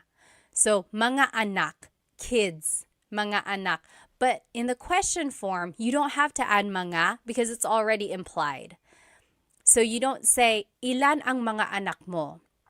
You can, it's not wrong, but people drop it and it's just, ilan ang anak mo? How many kids do you have? But it's not incorrect if you wanted to add mga, ilan ang mga anak mo? It's just kind of redundant. All right, next, ilan ang plus a verb. Ilan ang pupunta sa handaan? How many are going to the party? Ilan ang pupunta? Pupunta is the verb meaning to go. So ilan ang pupunta sa party? The response is, ang pupunta ay 5 or 5 ang pupunta or 5. I would say the second one. 5 ang pupunta. 5 people are going to the party. Next example, ilan ang kakain dito? How many are eating here? Ilan ang kakain dito? And then, your response is, ang kakain dito ay 3. Or 3 ang kakain dito. Or 3. That means 3 people are eating here. Or will eat here. So, both of these questions ask about like how many people are coming, how many people are eating. And I didn't add the word tao because it's kind of implied already. Like ilang tao ang kakain dito or ilan na tao ang kakain dito. Those just kind of make it a little bit more complicated. If you want to just get straight to the point of the question, you don't have to add the word tao. It's kind of implied. So, ilan ang pupunta sa handaan, ilan ang kakain dito. It's asking about like the people. Okay. Next. Just a pronunciation tip. When there's ilan ang, it's usually put together and it's ilang. Ilang taon ka na? How old are you? Ilang taon ka na? I will say when you make the contraction, though, it kind of changes up the sentence structure or the grammar. So, ilan ang taon mo? Technically, if we were following the sentence structure that we learned, it would be ilan ang taon mo? How many years do you have? How many years are you? But when we make the contraction, ilang taon ka na, now we are using a different pronoun. So, ilang taon ka na. And you don't have to add na. Ilang taon ka? How old are you? Ilang taon ka? But I do want to point out you have to change the pronoun here when you're making the contraction. And it's just a different form of asking how old are you. Another example of that is ilan ang anak mo? How many kids do you have? Versus ilang anak ang meron ka? So we made the contraction and then now we changed up the grammar a little bit. So they both mean how many kids do you have? But this one is literally meron means to have. So ilang anak ang meron ka? How many kids do you have? So same meanings, just different ways of saying it. All right. Now, when you respond with an amount of something, you might hear or you might use this word lang or na. So, ilan ang anak mo? How many kids do you have? A response could be, isa lang ang anak ko. I only have one kid. Lang means only. Isa lang ang anak ko. Or, na means already. Tatlo na ang anak ko. I have 3 kids already. Tatlo na ang anak ko. Or another example, ilang donuts ang kinain mo? How many donuts have you eaten? Ilang donuts ang kinain mo? Or how many donuts did you eat? So, you could say, dalawa lang, only 2. Dalawa lang, only 2. Or, apat na ang kinain ko. I already ate 5. I've already eaten 5. Apat na ang kinain ko. So these 2 words kind of show almost like an emphasis, or they just give you an idea of how much or little something is. Only and already. Okay? Now, there are other ways to use ilan. Very interesting. So there's pang ilan, tig ilan, and mga ilan. So, pang ilan is what you use when you're asking about the ranking of something or the order of something. So, for example, pang ilan ka sa magkakapatid? In what order were you born amongst your siblings? So, were you the oldest? Were you the firstborn? Are you in the middle? Are you the last? Where were you in the order of your siblings? Pang ilan ka sa magkakapatid? Some responses, panganay ako, I'm the oldest. Panganay ako. Pangatlo ako, I'm the third. Pangatlo ako. Or bunso ako, I am the youngest. Bunso ako. So you'll see the response usually has pang in it because the question has pang. So pang is almost like in which or where. It's just asking about like the placement of things. Okay, so here's another example. Pang ilan ka sa contest? What place did you get in the contest? Pang ilan ka sa contest? Here are some examples. Una ako, I was first. Una ako. Pangalawa ako, second. Pangatlo, third. So again, there's that pang prefix that you use to answer when it's a pang question. Very interesting. Next, tig ilan means how many of each. So for example, maybe you're shopping at a store and you're like, oh, I like all of these t-shirts, but I want multiple of them. They might ask you, tig ilan na t-shirt ang gusto mo? How many of each t-shirt do you want? For example, oh, I want 3 of the red t-shirts, 2 of the white t-shirts, 1 of the black. So, tig ilan na t-shirt? How many of each t-shirt do you want? Your response would just be the number of it. So, dalawang pula, 2 reds, isang puti, 1 white, and so on. So, you see it's asking how many of each type of thing. Another example, tig ilan na tsokolate ang gusto mo? How many of each chocolate do you want? So, for example, if there are M&Ms, Snickers, Twix, and so on.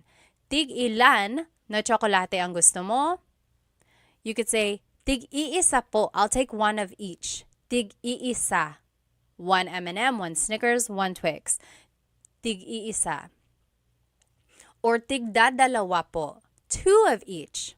2 M&Ms, 2 Snickers, 2 Twix. Tigdadalawa. Tigdadalawa. And then tigtatatlo po. 3 of each. You get the idea. And then I want to show you that the question has na. So tig ilan na t-shirt, tig ilan na chocolate. And in this case, na is translating as of. How many of each t-shirt, how many of each chocolate do you want? And then just a pronunciation tip here.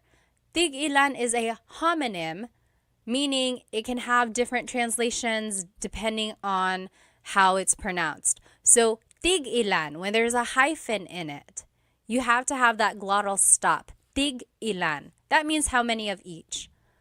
When there's no hyphen, tigilan, tigilan. It's just one word, tigilan. That means to stop.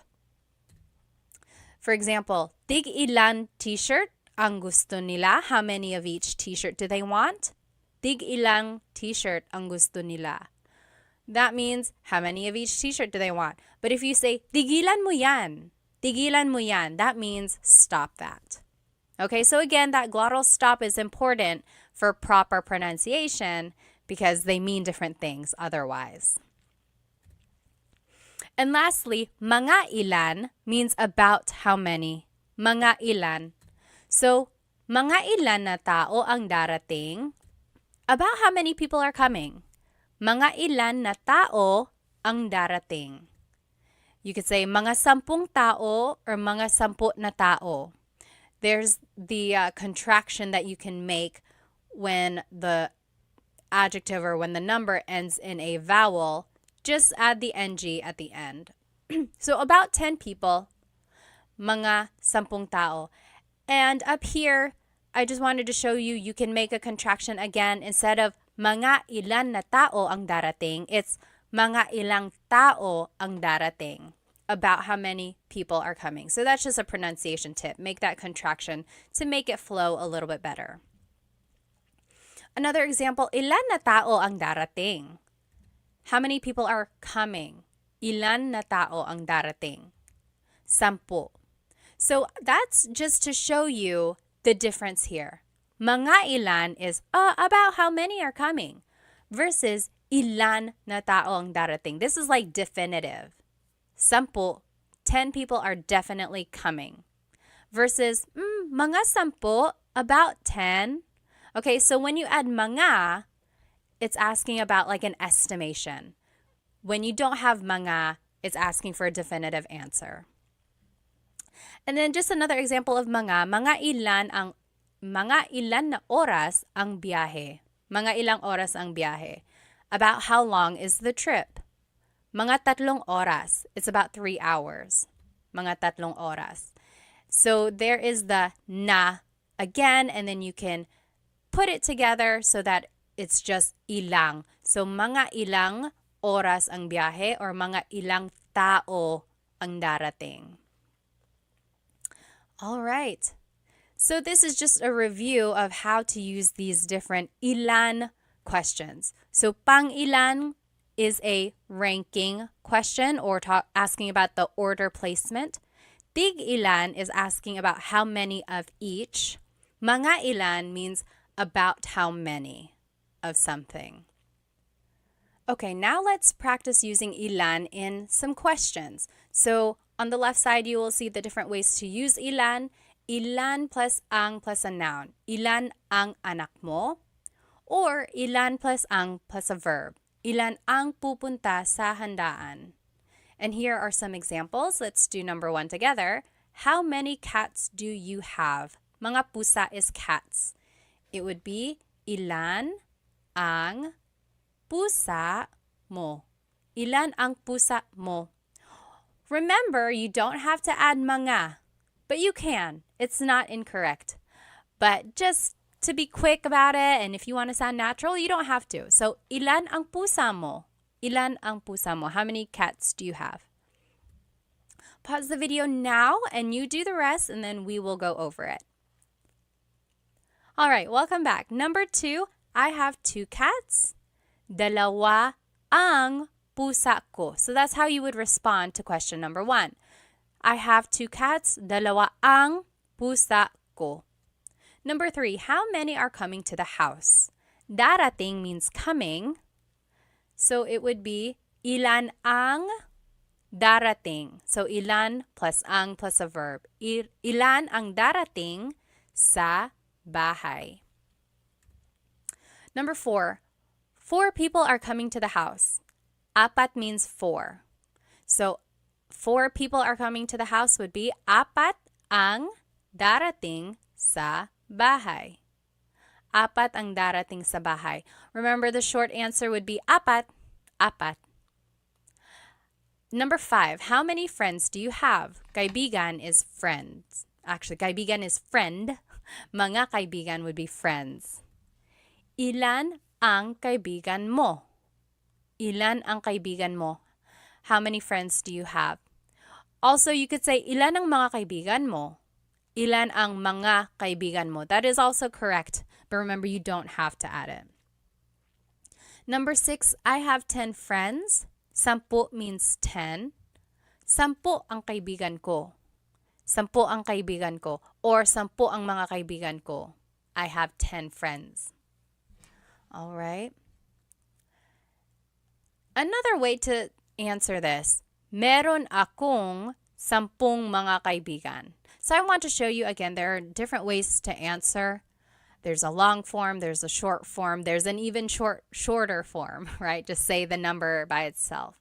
So if you hear different responses, hopefully you can recognize some of the vocabulary words and just kind of go from there. This one is a fun practice. So I want us to match the question words with the correct example. Then we're going to translate and then give a response. So on the left side are the different question words. Pang ilan, tig ilan, mga ilan. On the right side are some example questions. How many of each hat do you want? About how many balloons are we going to buy? How many drinks have you had? Like, what number is that? Or what number of drinks is that for you? So we have to match what question word would go with that question, and then we will translate. So go ahead and do that. Pause the video and see if you can match and then translate and give a response. Okay, welcome back. Let's see. This is what the answers would be. Pang ilan goes with this question. How many drinks have you had? What number is that? What number of drinks is that for you? So it's asking about like the order of your drinks and asking about just basically like where you are in your line of drinks. Tig ilan would be how many of each hat do you want? So it's asking about the amount of each. Mga ilan, about how many balloons are we going to buy? So it's an estimation. We don't know exactly. It's just about how many do you want. Okay, so hopefully you were able to match them. Now let's see if we can translate them. How many of each hat do you want? It would be, tig ilan na sombrero ang gusto mo? Tig ilan na sombrero ang gusto mo? And then your response could be, tig iisa po, one of each. Tig iisa. Next, about how many balloons are we going to buy? Mga ilan na lobo ang bibilhin natin? Or mga ilang lobo ang bibilhin natin? Your response, mga 5, about 5. Mga 5. How many drinks have you had? What number is this? What number of drinks is that for you? All of that is encompassed by this one question. Pang ilan na inumin mo na yan? Pang ilan na inumin mo na yan? Pang-apat na ito. This is my 4th. Pang-apat na ito. So do you see how that one is asking about the order of your drinks or like how many you've had? And then your response is just that order. So this is the fourth. Pang-apat na ito. All right. So those were different ways to ask for how many.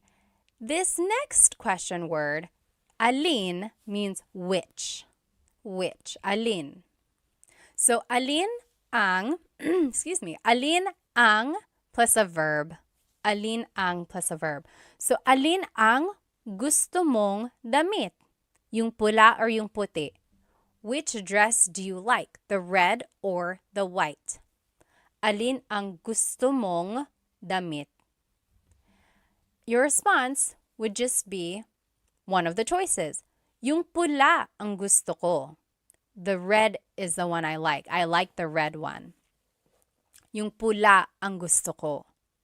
Or, yung pulang damit ang gusto ko. If you want to be specific, yung pulang damit ang gusto ko. So, yung pula means the red one. Yung pulang damit means the red dress, specifically. And then I want to point out, mong up here is just mo plus nang put together. So, alin ang gusto mo ng damit? Alin ang kinain mo? Yung cookie or yung cake? Which did you eat? The cookie or the cake? So, there's alin, then ang, then a verb. Alin ang kinain mo? Yung cookie or yung cake? Which did you eat? Your response, yung cake ang kinain ko. I ate the cake. Or, kinain ko yung cake. So those are the different ways you can respond. And then, of course, you can always put things together. So, alin ang becomes aling.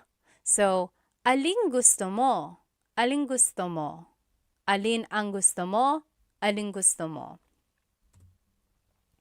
Alin plus an adjective. Alin plus ang plus an adjective. Alin ang mas malaki?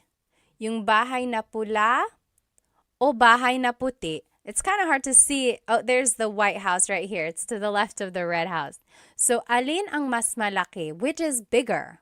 Yung bahay na pula, the red house, o yung bahay na puti, the white house? Mas malaki yung bahay na pula.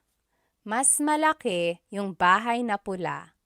The red house is bigger. Mas means more, or it's like the part of an adjective. Here's another way to describe an adjective. Alin ang pinakamalaki? Which is the biggest? Yung bahay na itim ang pinakamalaki. The black house is the biggest. So I just want to point out these two words, mas and pinaka. Those are called superlative adjectives. So let's take a look at those a little bit more. So big is malaki, bigger is mas malaki, biggest is pinakamalaki. Small is maliit, smaller is mas maliit, smallest is pinakamaliit. And then just one more example, pretty is maganda, prettier is mas maganda, prettiest is pinakamaganda. So those are the different ways you can describe something, especially in this alin question form, like which is bigger, which is the biggest.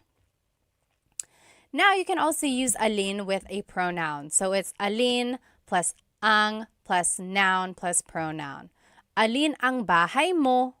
Which is your house? Alin ang bahay mo? Your response? Yung bahay na maliit ang bahay ko. Or yung maliit na bahay. Both of those mean the small house is mine. Yung bahay na maliit ang bahay ko. And then another example now with verbs. Alin plus na plus noun plus ang plus a verb. So, alin na kotse ang bibilhin mo? Alin na kotse ang bibilhin mo means which car are you going to buy? Yung mura na kotse, the cheap car. Yung mura na kotse.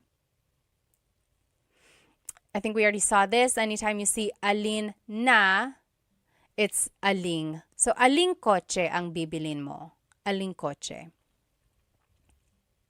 Now, let's practice some questions using the word alin. Here are the different formats of using alin. Alin plus ang plus a verb. Alin plus ang plus an adjective. Alin plus ang plus a noun and pronoun. Then alin plus na plus noun, ang, and verb. Here are our practice questions.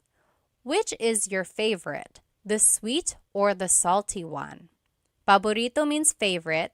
Matamis means sweet. Maalat means salty. Alin ang paborito? So we just followed rule number 2. Alin ang paborito mo?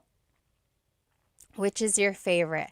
And then the next part of the question, yung matamis o yung maalat? The sweet or the salty? Yung matamis o yung maalat?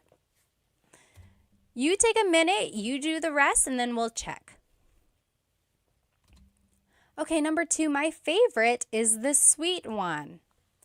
Paborito ko yung matamis. Paborito ko yung matamis. That is how you would respond to that first question. Or you could say these ways. Yung matamis ang paborito ko. The sweet one is my favorite. Or just simply you could say yung matamis, the sweet one. Number 3, which dish is the most delicious? Adobo or sinigang? Ulam means a dish or a meat. Masarap means delicious. So, alin na ulam ang pinakamasarap? Alin na ulam ang pinakamasarap? So, it's kind of taking rule number 4, but then instead of a verb, it's adding the superlative adjective. And then the choices would just be adobo o sinigang. Adobo is the most delicious dish, would be adobo ang pinakamasarap na ulam. Adobo ang pinakamasarap na ulam. So, there you go. Hopefully you can see the patterns and then using some of these sentence markers when you want to add more information to your sentence. And I want you to try this Taglish tip whenever you are giving a choice. Maybe you can start using this word yung. So it's like, what do you want to watch tonight? Yung comedy or yung horror? So the comedy or the horror movie. So try using Taglish when you can. So that's one way to do that. So give choices by adding this word yung. Okay, home stretch. This is the very last question word we're going to be learning. Ba is a question word that's added to questions when it's a yes or no answer. It's interesting because ba doesn't really have a direct English translation, but you can add it to a statement and it will turn it into a question. So these are the common placements of ba. First, it goes after a noun, adjective, or a verb, or it can go before or after some pronouns, and it goes after na or pa if they appear in a phrase. So first, it can go after a noun, adjective, or verb. For example, bahay ba yan ni Sarah?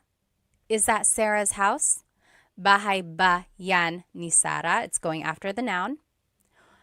Or, mabait ba si Tita Baby? Is Tita Baby nice? Mabait ba si Tita Baby? So it's going after the adjective, mabait. Lastly, it can go after the verb. Nagluto ba si David? Did David cook? Nagluto ba si David? So it's going after the verb nagluto. Next, sometimes ba goes before a pronoun. Sometimes it goes after. Take a look at this. So subject pronouns, we already learned about these in the previous lessons. Kumakain ako means I am eating. Kumakain ako. But if you wanted to ask, am I eating? Like if you're asking yourself rhetorically, ba would go before it. Kumakain ba ako? Am I eating? Kumakain ba siya? Is he eating? Kumakain ba sila? Are they eating? Kumakain ba kayo? Are you all eating? Kumakain ba tayo? Are we eating? Kumakain ba kami? Are we eating exclusive? But take a look at this pronoun. Kumakain ka ba? Ka. When you are using the singular you, ka, ba goes after that. Kumakain ka ba? And that's the only pronoun in the subject pronouns when ba would go after it. And I haven't found a rhyme or reason why this happens. Why is it ka has to go before the ba? It's just one of those things that has been a pattern in the Tagalog language. So just take note of that. Again, if you mix it up, if you happen to say kumain ba ka, that's not correct, but someone will correct you, hopefully. So don't be scared of making the mistake. Just know that there are certain times when ba goes before or after. Now let's take a look at possessive pronouns. So bahay nila yan, that means that is their house. Bahay nila yan. But when you add ba, it turns it into a question. Bahay ba nila yan? Is that their house? Bahay ba nila yan? So it's going before. Next, bahay ba namin yan? Is that our house? Bahay ba namin yan? Or bahay ba natin yan? Our house inclusive, bahay ba natin yan? So those three examples, ba is going first. Now take a look at the last four examples. Ba is going after the pronoun. Bahay ninyo ba yan?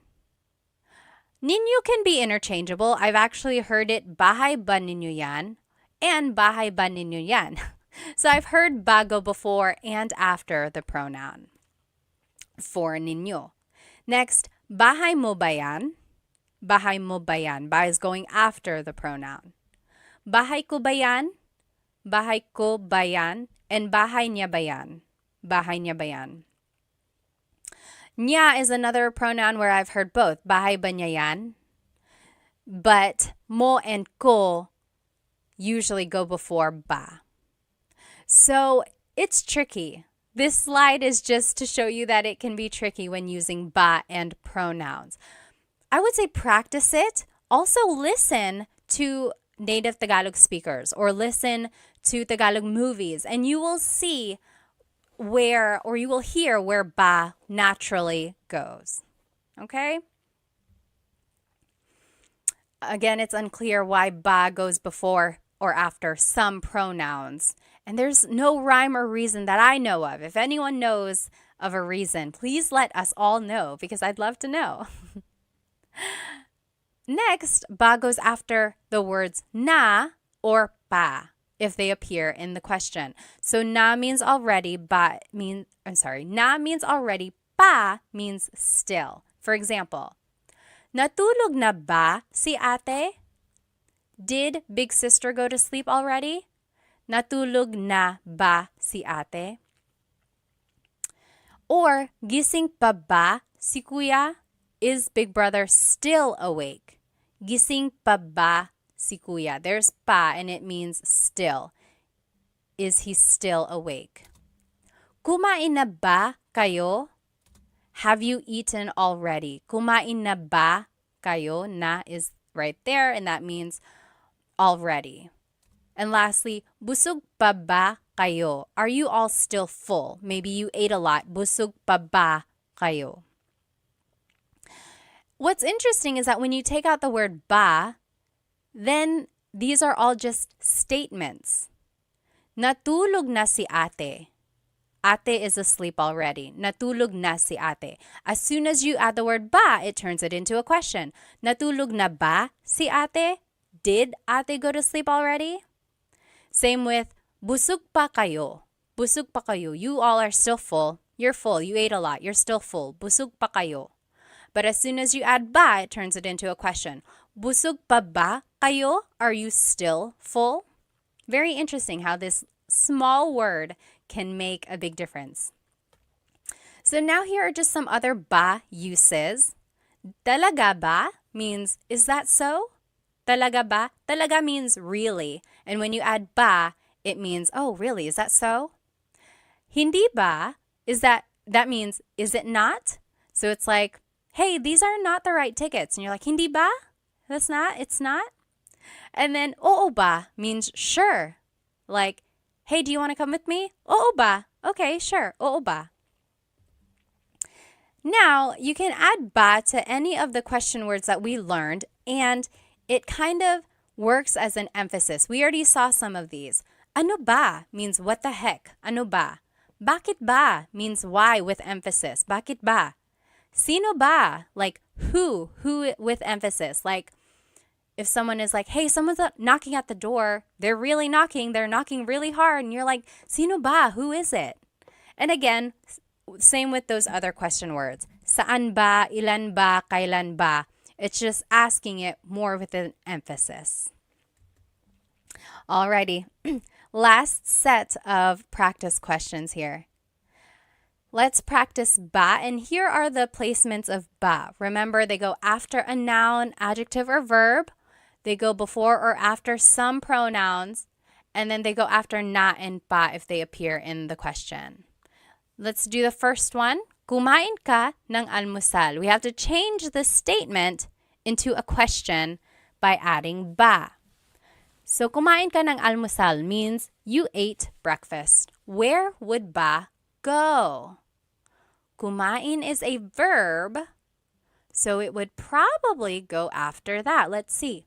Kumain ka ba ng almusal. So it actually goes after ka because it is the pronoun, one of the pronouns that go before ba.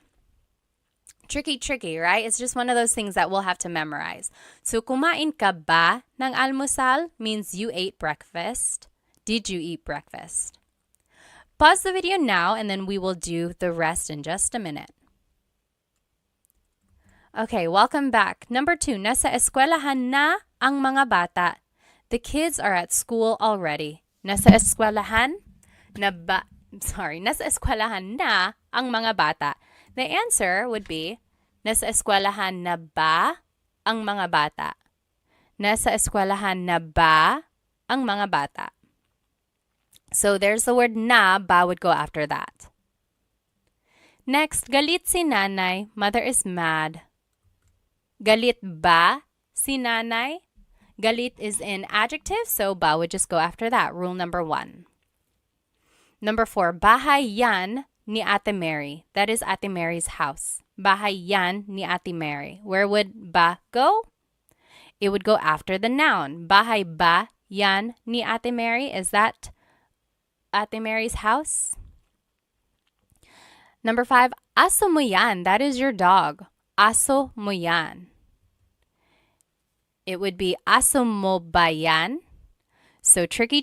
You might have put ba after aso, but mo is one of those pronouns that has to go before ba. And just one of those things that we have to remember again. Number 6, pupunta dito si Luke bukas. Luke is coming here tomorrow. Pupunta dito si Luke bukas. Where would ba go? Pupunta ba dito si Luke bukas?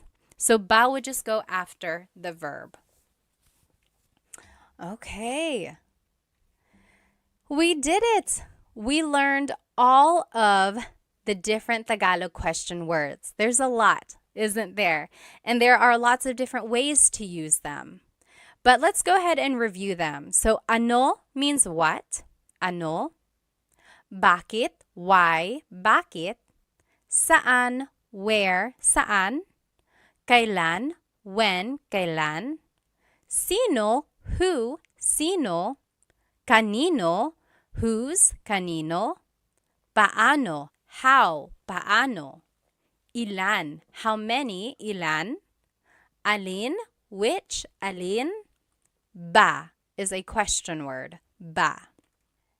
And then just to recap, here is everything we did in class today. We learned the different Tagalog question words.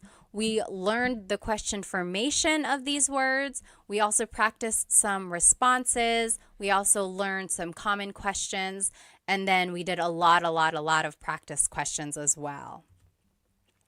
Thank you so much for spending some time with me today. If you have any questions, please go ahead and write them in the comments, and then I will try to answer them. Otherwise, I hope to see you in the next class. Paalam!